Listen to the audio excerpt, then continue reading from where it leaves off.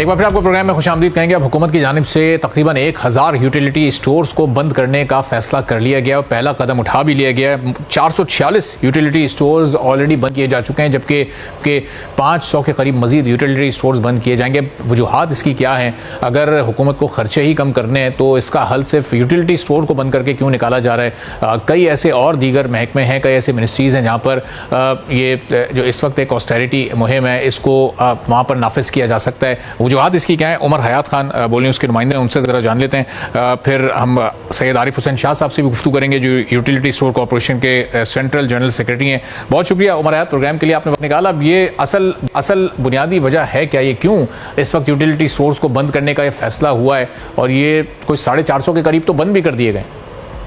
देखिए, ये कुल तादाद जो है वो 1000 की है और अब तक तकरीबन 500 से ज्यादा जो है वो यूटिलिटी स्टोर्स बंद कर दिए गए हैं और मरहलावार ये यूटिलिटी स्टोर्स बंद हो रहे हैं। 2006 में मुशर्रफ दौरे हुकूमत में हमने देखा था कि हर यूनियन काउंसिल की सतह पे यूटिलिटी स्टोर्स खोलने का हुकूमती फैसला था और उसके बाद जब यूटिलिटी स्टोर्स की जानिब से एतराज आया कि हम हर यूनियन काउंसिल की सतह पे यूटिलिटी स्टोर्स नहीं खोल सकते, तो उस वक्त हुकूमत ने एक सब्सिडाइज मॉडल जो है वो मुतारिफ करवाया था और उस सब्सिडाइज मॉडल के तहत जो है वो यूटिलिटी स्टोर्स खोले गए थे। और यूटिलिटी स्टोर्स की जो कुल तादाद है इस वक्त अगर देखा जाए तो वो तकरीबन 4000 के करीब है और जिसमें 1000 ऐसे यूटिलिटी स्टोर्स हैं जिनकी जो कि नुकसान में है और 55% यूटिलिटी स्टोर जो हैं वो प्रॉफिट में हैं और इसके साथ साथ 45% यूटिलिटी स्टोर्स ऐसे हैं कि जो इस वक्त लॉस मेकिंग एंटिटी बन गए हैं।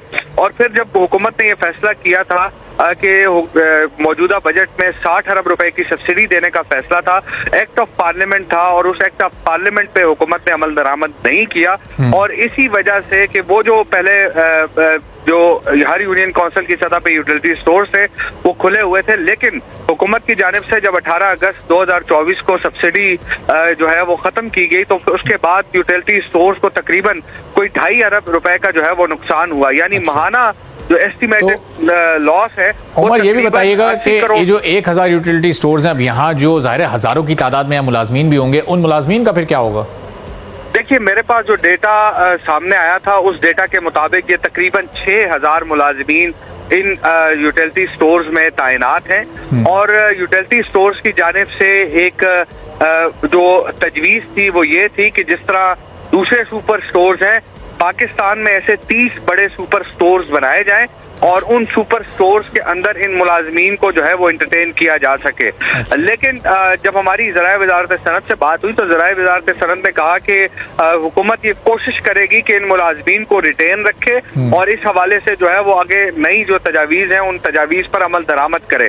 लेकिन फिलहाल हमें वो जो तजावीज़ यूटिलिटी स्टोर्स कॉर्पोरेशन की जानिब से दी गई हैं उन तजावीज़ को हुकूमत ने अभी तक कंसिडर नहीं किया कि 30 बड़े सुपर स्टोर जो है वो पूरे मुल्क में जो है खोले जाएं और इनको वहाँ एंटरटेन। ठीक है उमर, साथ ही रहेगा सैयद हुसैन शाह साहब भी हमारे साथ मौजूद। तो आरिफ साहब, ये अभी ये सिर्फ ना सिर्फ ये 6000 लोग बल्कि 6000 खानदान जो मुलाजमीन हैं, बल्कि वो लाखों लोग जो इन 1000 यूटिलिटी स्टोर से सस्ती अशिया लेते थे, अब क्या होगा जिन इलाकों में यूटिलिटी स्टोर थे? ये लोग कहाँ जाएंगे जो आम लोग हैं?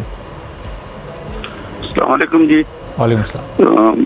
सबसे पहले तो ये है कि ये जो फैसला है बिल्कुल जो हुकूमती वादा था, जो आपको पता है कि हमने 9 दिन 26 अगस्त से 2 सितंबर तक इस्लामाबाद में जो धरना दिया था उसके एंड पर जो वजीर सनत जनाब राना तनवीर साहब ने जो हमारे साथ वादा किया था कि कोई स्टोर भी बंद नहीं होगा और किसी एम्प्लॉय को भी नहीं निकाला जाएगा, एक तो देखें उसकी भी वायलेशन है। दूसरा, इन्होंने कौमी असम्बली के प्लेटफॉर्म पर पीपल्स पार्टी के आसफा भुट्टो और दीगर लोगों के तवज्जो दिलाओ नोटिस के अगेंस्ट की ये बात कही थी कि हम सब्सिडी भी जारी कर रहे हैं और कोई स्टोर नहीं बंद करेंगे। पहले तो उसकी वायलेशन कर रहे हैं। दूसरी बात यह है कि इन्होंने कहा था कि हम रिस्ट्रेसिंग करेंगे और उसमें हम यूनियंस को ऑन बोर्ड लेंगे, लेकिन हमें इन्होंने कोई किसी मामले में किसी मुशावरत में शामिल नहीं किया, ना हुकूमती सतह पर और ना ही हमारी मैनेजमेंट की सतह पर हमें एतमाद में लिया गया है। बगैर एतमाद के ये फैसला किया गया है। इसके जो नुकसानात हैं, सबसे पहली बात तो आपको मैं बताऊं कि जनाब हमें गवर्नमेंट ऑफ पाकिस्तान के खजाने से 1 रुपया तनख्वाह नहीं मिलती और हमारे गवर्नमेंट ने तकरीबन कोई 14 अरब के करीब जो है रकम दबा के रखी हुई है जो हम कंज्यूम कर चुके हैं। कुछ टैक्स कीमत में उनके पास है और कुछ हमने जो 1 जुलाई 2024 के बाद हुकूमत के बजट के फैसले के मुताबिक लोगों को सब्सिडी दी वो बनती है। और अभी तक उसकी अदायगी नहीं की। गवर्नमेंट बिल्कुल मैं समझता हूँ कि बिल्कुल गैर संजीदगी का मुजाहरा कर रही है। महंगाई की चक्की में पिसे हुए अवाम की तकलीफ तो एक तरफ, दूसरी तरफ 6,000 मुलाजमीन। आरिफ साहब जरा ये भी मेंशन कीजिएगा कि ये किसी एक मखसूस कुछ इलाकों या कुछ सूबों में ये हो रहा है या ये पूरे मुल्क की सतह पर ये 1,000 यूटिलिटी स्टोर्स का इंतखाब किया गया है? किन किन शहरों या सूबों में ये ज्यादा स्टोर्स बंद किए जा रहे हैं? देखें, बिल्कुल ये पूरे मुल्क की सतह पर किया है, लेकिन आपको मैं ये बताऊं कि अभी तक इसका कोई लिस्ट जारी नहीं की जा रही मैनेजमेंट की तरफ से भी कि कौन कौन से और कहां कहां ये स्टोर बंद किए जाएंगे। जुबानी कलामी अहकामात के तहत रीजन को हदायत की गई है कि जनाब आप जो है स्टोर कम कर दें।